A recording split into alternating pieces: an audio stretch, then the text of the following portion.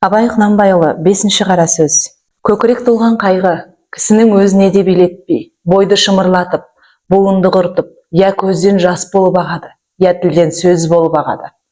Қазақтар, Құдай, жас баладай қайғысыз қыла көр, деп тілегенін өзім көрдім. Онысы жас баладан гөрі, өзі есті кісі болып, ескермес нәрсені жоқсып, қайғылы кісі болғансы ғана. Қайғысы не десең, мақалдарынан танырсың. Түстік өмірің болса, күндік мал жей. Өзіңде жоқ болса, әкеңде жат. Мал адамның бауыр еті. Малдының беті жарық, малсыздың беті шарық. Ер азығы мен бөр азығы жолда. Ердің малы елде, еріккенде қолда. Берген перде бұзар, алаған қолым береген. Мал тапқан ердің жазығы жоқ. Байдан үмітсіз, Құдайдан үмітсіз.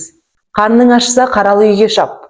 Қайраңы жоқ көлден без, қайры жоқ елден без, деген осындай сөздері көп, есепсіз толып жатыр. Бұл мақалдардан не шықты? Мағлұм болды. Қазақ тыныштық үшін, ғылым үшін, білім үшін, әділет үшін қам жемейді екен. Бірақ мал үшін қам жейді екен. Ол малды қалайша табуды білмейді екен. Бар білгені малдыларды алдап, мақтап алмақ екен. Бермесе оныменен жауласпақ екен. Егер малды болса, әкесін жаулауды да ұят көрмейді екен. Әйтеуір ұрлық, қулық, сұмдық, тіленшілік, соған ұқсаған қылықтың қайсысын болса да қылып, мал тапса, жазалы демесек керек екен. Бұларының жас баланың ақылынан несі артық? Бірақ жас бала қызыл ошақтан қорқушы еді. Бұлар тозақтан да қорықпайды екен.